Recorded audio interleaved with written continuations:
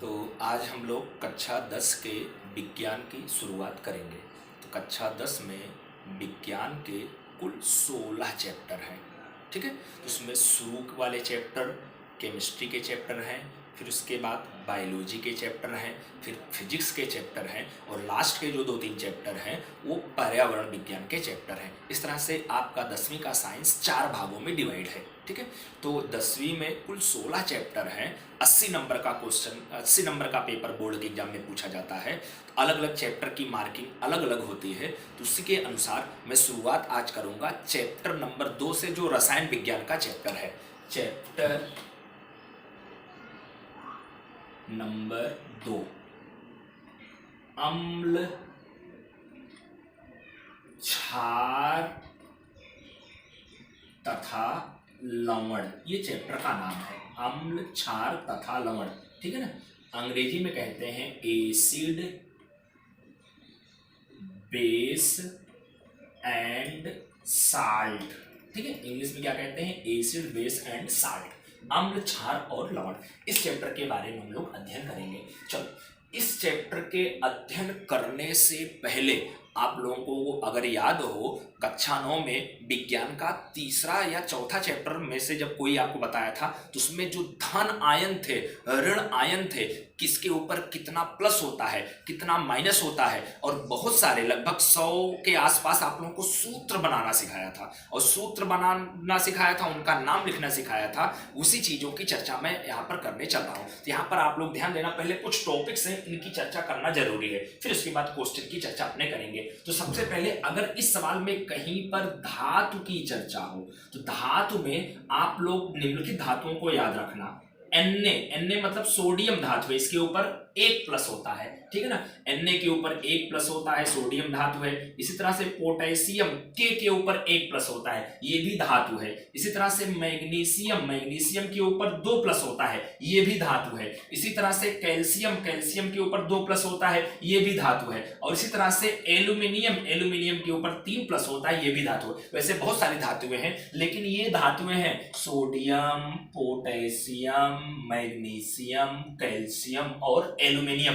किसके ऊपर कितना प्लस होता है, कितना माइनस होता है, ध्यान रखना। धातुओं के ऊपर प्लस होता है। Na के ऊपर +1 होता है, पोटेशियम के ऊपर +1 होता है, मैग्नीशियम के ऊपर +2 होता है, कैल्शियम के ऊपर +2 होता है, और एल्यूमिनियम के ऊपर कितना होता है? +3 होता है। ये कैसे होता है? 9वीं में आप लोगों को बताया गया था। जब भी धातु की चर्चा करेंगे तो इतनी धातुएं आप लोग दिमाग में याद रखना। फिर उसके बाद हम लोग अध्ययन करेंगे ऑक्सीजन आयन।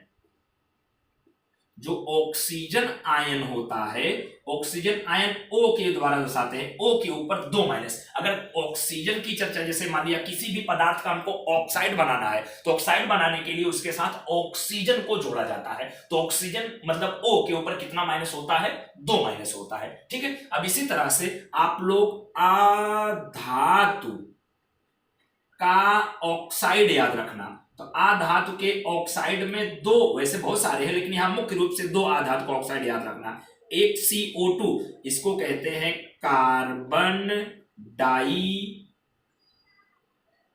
ऑक्साइड। इसे हम क्या कहते हैं? Carbon dioxide. ये आधातु का ऑक्साइड है। और एक दूसरा धातु का ऑक्साइड याद रखना, SO3, सल्फर ट्राई ऑक्साइड। ठीक है, तो ये आपका आधातु के 2 ऑक्साइड याद रखना, carbon dioxide CO2, sulphur trioxide SO3। ये 2 आधातु के ऑक्साइड आप लोग अच्छे से याद रखना। इसके अलावा इस चैप्टर में जब भी अम्ल या एसिड की चर्चा होगी, अम्ल या एसिड, तो अम्ल या एसिड में मुख्य रूप से 3 एसिड याद रखना। तो पहला एसिड HCl, इसको कहते हैं हाइड्रो क्लोरिक एसिड या हाइड्रोक्लोरिक अम्ल कहते हैं। अब इसमें हाइड्रोक्लोरिक एसिड में H जो हाइड्रोजन है, हाइड्रोजन के ऊपर 1 प्लस होता है, और Cl मतलब क्लोरीन के ऊपर 1 माइनस होता है। ध्यान रखना, H अलग और Cl अलग। ठीक है, अब इसी तरह से दूसरा अम्ल जो आप लोग याद रखना, HNO3, इसको कहते हैं नाइट्रिक एसिड। क्या कहते हैं? Nitric acid. अब इस नाइट्रिक एसिड में कौन प्लस है कौन माइनस, तो मुख्य रूप से एसिड में माइनस वाला याद रखना। इसमें माइनस वाला क्या है, NO3 नाइट्रेट आयन है। इसके ऊपर कितना माइनस होता है, एक माइनस होता है। विशेष तौर पे इसको ध्यान रखना। ये कौन सा आयन है, नाइट्रेट आयन है, 9th में पढ़े थे। कौन सा आयन है, ये नाइट्रेट आयन है। इसी तरह से तीसरा एसिड याद रखना H2SO4, इसको कहते हैं सल्फ्यूरिक एसिड। क्या कहते हैं इसको, हम सल्फ्यूरिक एसिड कहते हैं या सल्फ्यूरिक अम्ल कहते हैं। अब इसमें माइनस वाला जो है SO4 है, इसके ऊपर 2 माइनस होता है। अब 2 माइनस होता है और इसको हम क्या कहते हैं, सल्फेट आयन कहते हैं। कौन सा आयन कहते हैं, सल्फेट आयन कहते हैं। तो ये 3 आप लोग प्रबल एसिड, ये एसिड तो ऐसे बहुत सारे होते हैं, लेकिन मुख्य रूप से एसिड में 3 एसिड याद रखना, और ये तीनों प्रबल एसिड है। जिसमें से जो H2SO4 है, सल्फ्यूरिक एसिड है, इसको हम कहते हैं किंग ऑफ एसिड, मतलब सभी रसायनों का राजा भी इसे कहा जाता है। ये बहुत महत्वपूर्ण रसायन है, प्रयोगशाला में मुख्य रूप से आपको देखने को मिलेगा। तो ये 3 एसिड आप मुख्य रूप से याद रखना। इसके अलावा आप लोग बेस या क्षार आप कह सकते हैं। तो क्षार में 2 क्षार याद रखना, एक NaOH, सोडियम हाइड्रोक्साइड। क्या है, सोडियम हाइड्रोक्साइड, ठीक है।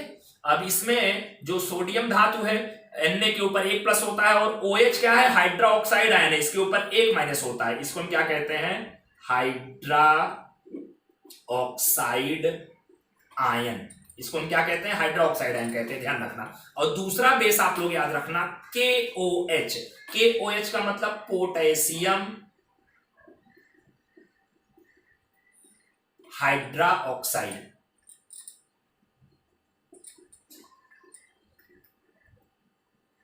क्या, पोटेशियम हाइड्रोक्साइड। ये 2 प्रबल बेस हैं। उसके अलावा अगर अन्य बेसों की चर्चा करें तो अन्य बेस में जैसे CaOH का ट्वाइस कैल्शियम हाइड्रोक्साइड, या Al2OH का थ्राइस एल्यूमिनियम हाइड्रोक्साइड, या MgOH का ट्वाइस मैग्नीशियम हाइड्रोक्साइड, ये अन्य प्रकार के बेस हैं। मुख्य रूप से 3 एसिड, और ये आपके 2 बेस याद रखना। अन्य बेसों में इसको भी आप याद रख सकते हैं, और उसके अलावा अन्य एसिडों की भी चर्चा अगर होगी जहां पर, वहां पर मैं करूंगा। ये चीजें आप लोग याद रखना। ये चीजें मैं इसलिए यहां पर लिखा हूं कि इस चैप्टर में बहुत सारे रासायनिक समीकरण हमको पढ़ने हैं। क्या पढ़ने हैं, बहुत सारे रासायनिक समीकरण। तो रासायनिक समीकरण आप लोगों को याद ना करना पड़े, वो रासायनिक समीकरण डायरेक्ट आपको बनाना आ जाए, डायरेक्ट आपको लिखना आ जाए, इसके लिए ये चीजें दिमाग में रखना जरूरी है, ठीक है। अब यहां पर इस चैप्टर की शुरुआत करने चल रहे हैं। यहां पर सबसे पहले हम अध्ययन करेंगे, तो यहां पर सबसे पहला क्वेश्चन है आपका, एसिड तथा बेस के प्राथमिक सिद्धांत को समझाओ, ठीक है। एसिड और बेस के प्राथमिक सिद्धांत को समझाना है, ठीक है। तो यहां पर देखना, एसिड और बेस की जो प्रारंभिक जानकारी दी गई थी, उसी प्रारंभिक जानकारी को प्राथमिक सिद्धांत कहा जाता है। तो एसिड और बेस मतलब अम्ल और क्षार की प्राथमिक जानकारी रॉबर्ट बायल नामक साइंटिस्ट ने दिया था। कौन से वैज्ञानिक ने दिया था, रॉबर्ट बायल नामक साइंटिस्ट ने दिया था, ठीक है। तो रॉबर्ट बायल के अनुसार उन्होंने एसिड के बारे में कुछ कहा था और कुछ बेस के बारे में कहा था। तो एसिड के बारे में उन्होंने कहा था कि ऐसा पदार्थ जो स्वाद में, स्वाद मतलब जो चखते हैं जीभ पर रखकर, ऐसा पदार्थ जो स्वाद में खट्टा हो, स्वाद में क्या हो, खट्टा हो, उसे हम क्या कहते हैं, एसिड कहते हैं। ऐसा पदार्थ जो स्वाद में खट्टा हो, उसे हम क्या कहते हैं, एसिड कहते हैं। फिर उन्होंने दूसरी जानकारी दिया कि एसिड जो है वो नीले रंग के लिटमस पेपर को, अब लिटमस पेपर क्या है, प्रयोगशाला में आपको मिलेगा, एक विशेष प्रकार का पेपर होता है जिसकी सहायता से एसिड, कोई पदार्थ कितना अधिक एसिडिक है या कितना अधिक बेसिक है, उसकी एसिडिटी का मापन करने के लिए एक विशेष प्रकार के पेपर का उपयोग करते हैं। इसी पेपर को हम क्या कहते हैं, लिटमस पेपर कहते हैं। तो जो एसिड है वो नीले रंग के लिटमस पेपर को लाल कर देता है। जैसे मान लीजिए सपोज दैट ये कोई पेपर है, इस पेपर के ऊपर नीले रंग का पेपर है। अब ये नीले रंग के पेपर के ऊपर अगर मैं एसिड का कोई टुकड़ा या एसिड लाके रख दिया तो थोड़ी देर के बाद ये नीले रंग का लिटमस पेपर किस में कन्वर्ट हो जाएगा, लाल रंग में बदल जाएगा। तो इसका मतलब एसिड के बारे में उन्होंने दूसरी जानकारी क्या दिया, एसिड जो है वो नीले रंग के लिटमस पेपर को क्या कर देता है, लाल कर देता है। ठीक है, फिर उसके बाद तीसरी जानकारी उन्होंने कहा कि एसिड जो है वो धातुओं के साथ रासायनिक प्रक्रिया करके, किसके साथ, धातुओं के साथ रासायनिक प्रक्रिया करके हाइड्रोजन गैस मुक्त करता है। क्या मुक्त करता है, हाइड्रोजन गैस। किसके साथ रासायनिक प्रक्रिया करके, धातुओं के साथ रासायनिक प्रक्रिया करके। कौन, एसिड। एसिड धातुओं के साथ रासायनिक प्रक्रिया करके हाइड्रोजन गैस मुक्त करता है। एसिड के बारे में उन्होंने ये 3 जानकारी दिया। तो प्राथमिक सिद्धांत में सबसे पहले एसिड के बारे में हम 3 महत्वपूर्ण टॉपिक देखेंगे।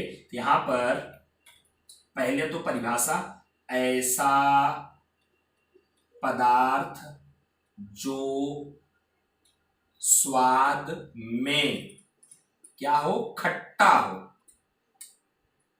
स्वाद में क्या हो, खट्टा हो, उसे एसिड कहते हैं। उसे हम क्या कहते हैं, एसिड कहते हैं। फिर एसिड जो है, एसिड यह नीले रंग के लिटमस पेपर, नीले रंग के लिटमस पेपर को क्या कर देता है, लाल कर देता है। ठीक है, और तीसरा टॉपिक है एसिड यह धातुओं के साथ रासायनिक प्रक्रिया करके H2 गैस, H2 गैस मतलब हाइड्रोजन गैस मुक्त करता है। ठीक है, ये एसिड और बेस के प्राथमिक सिद्धांत में एसिड के बारे में 3 जानकारी रॉबर्ट बायल नामक साइंटिस्ट ने दिया था। अब बेस के बारे में हम लोग देखेंगे। देखना, बेस के बारे में उन्होंने क्या कहा कि, अब देखना पहले बेस की परिभाषा उन्होंने क्या कहा, ऐसा पदार्थ जो स्वाद में, ऐसा पदार्थ जो स्वाद में कड़वा हो, कसैला हो, उसे हम क्या कहते हैं, बेस कहते हैं। जैसे आप लोग नीम की दातून करते हैं, वो कड़वी लगती है, वो बेस है। करेला आप लोग खाते हैं, वो कड़वा लगता है, वो बेस है। जैसे आप लोग नींबू खाते हैं, वो खट्टा लगता है स्वाद में, तो उसके अंदर एसिड पाया जाता है। इमली खाते हैं, वो खट्टा लगता है खाने में, तो आपका एसिड है। लेकिन जो पदार्थ खाने में, स्वाद में कड़वा लगे, उसे हम क्या कहते हैं, बेस कहते हैं। और जो बेस है वो एसिड की तरह उल्टा काम करता है। जैसे एसिड नीले रंग के लिटमस पेपर को लाल कर देता है, तो जो बेस है वो लाल रंग के लिटमस पेपर को क्या कर देता है, नीला कर देता है। और तीसरा टॉपिक जो है, जैसे एसिड धातुओं के साथ रासायनिक प्रक्रिया करके हाइड्रोजन गैस मुक्त करता है, लेकिन जो बेस है यह धातुओं के साथ रासायनिक प्रक्रिया नहीं करता है। ये 3 टॉपिक उन्होंने जानकारी दिया था। तो एक बार फिर से देखना, बेस की परिभाषा, ऐसा पदार्थ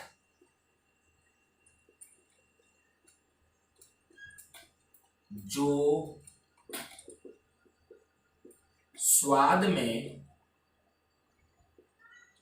कसैला, कसैला का मतलब कड़वा हो, उसे बेस कहते हैं। उसे हम क्या कहते हैं, बेस। अब देखना, बेस यह लाल रंग के लिटमस पेपर को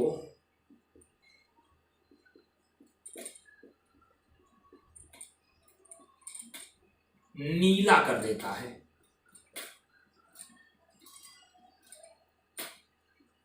ठीक है, और देखना ध्यान से, बेस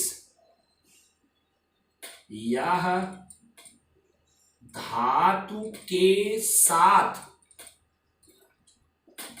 रासायनिक प्रक्रिया नहीं करता है। ठीक है, धातुओं के साथ रासायनिक प्रक्रिया नहीं करता है, इसलिए हाइड्रोजन गैस से नहीं मुक्त करता है। ठीक है, तो ये एसिड और बेस के प्राथमिक सिद्धांत है। 3 टॉपिक इसमें, 3 टॉपिक इसमें।